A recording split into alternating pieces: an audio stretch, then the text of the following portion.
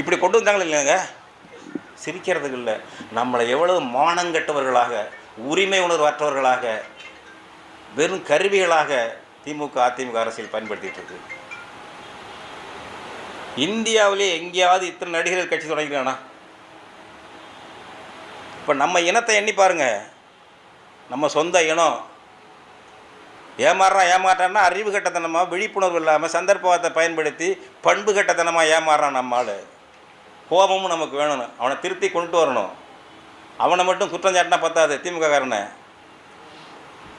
எவ்வளவு தரக்குறையாக வச்சுருக்கான் தமிழ்நாட்டை. ஒரு கட்சி தலைவன் பேரை சொல்லக்கூடாதுங்க, இங்கே தலைவி பேரை சொல்லக்கூடாது, எல்லாரும் அதான் பின்பற்றுறான்.